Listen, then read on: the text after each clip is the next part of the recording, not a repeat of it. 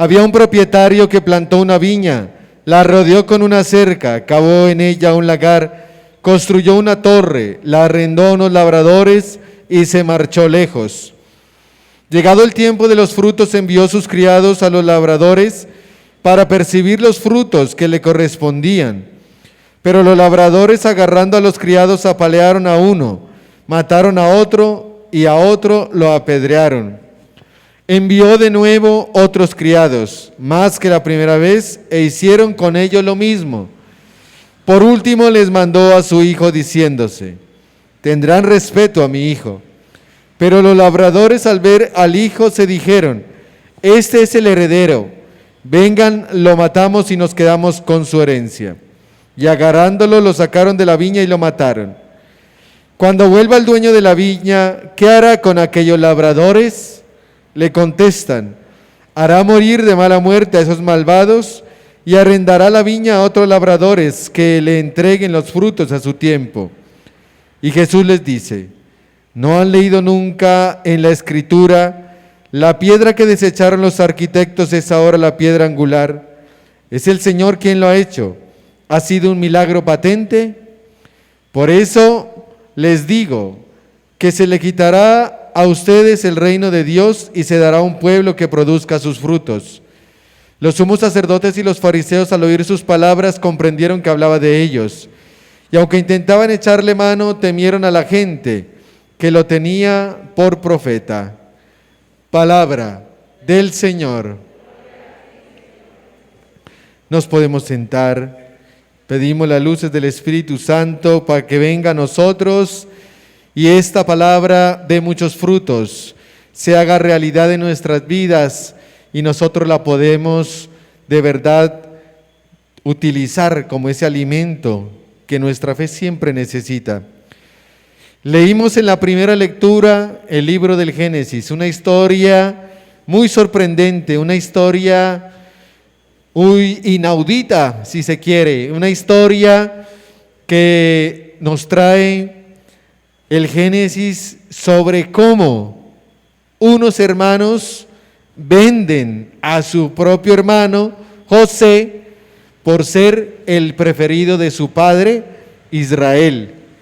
Imaginen ustedes hasta dónde llega la maldad del ser humano, la maldad y hecha concreta y real, incluso en la misma familia, la envidia, que los lleva incluso hasta casos extremos, porque pensaron en matarlo y dijeron: no nos vamos a ensuciar las manos de sangre, hasta que lo dejaron por allá en un pozo y terminaron vendiéndolo a unos extranjeros.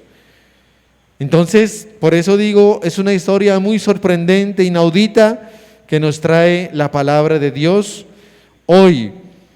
Y lógicamente es una historia que nos sorprende mucho, o personalmente me sorprende, porque los hermanos, los propios hermanos, llegan a tomar esa decisión consensuada y venden a su hermano. Dice que se lo llevan para Egipto y después José se convierte en un hombre importante, en fin.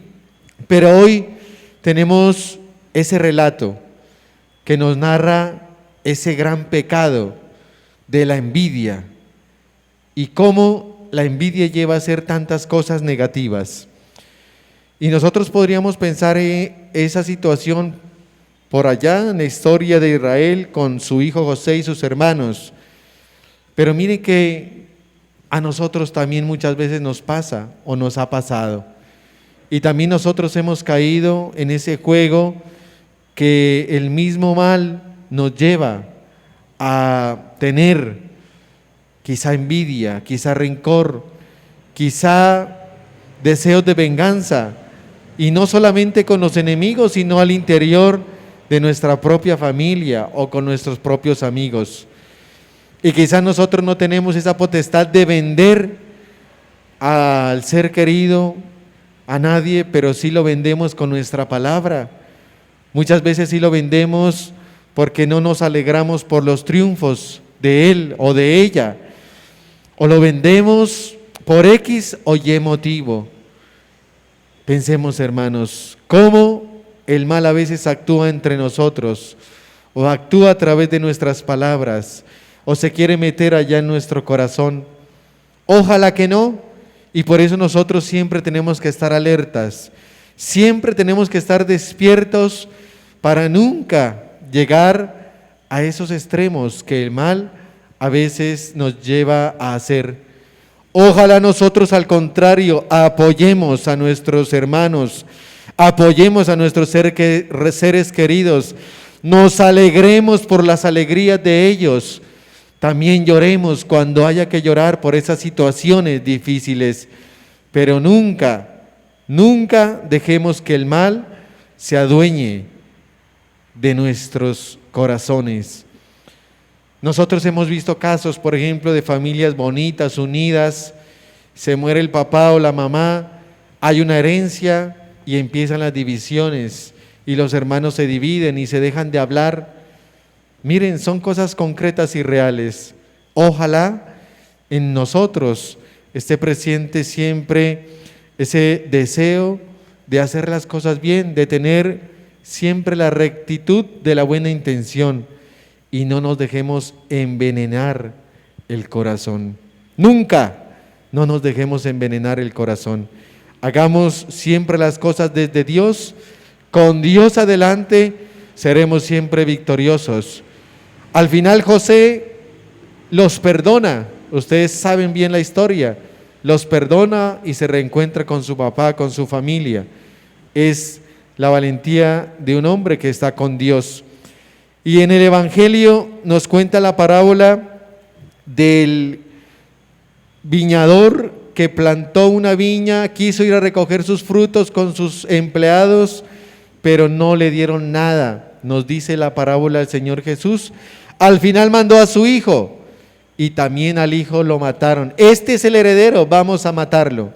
La maldad del ser humano, la maldad que lleva incluso a matar. Nosotros quizás no matamos, obvio que no, claro que no, pero estemos muy alertas de nunca herir, de nunca pasar por encima del otro, de nunca denigrar del otro, de nunca hablar y por debajear su dignidad.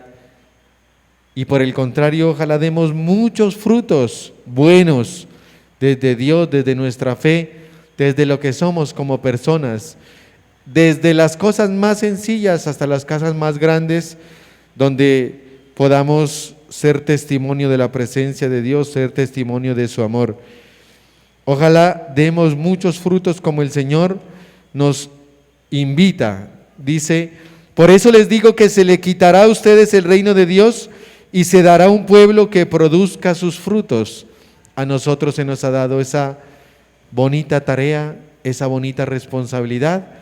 Como iglesia entonces estamos llamados a dar muchos frutos, personalmente a dar muchos frutos, porque somos bautizados hijos de Dios y estamos en esta tarea de continua conversión.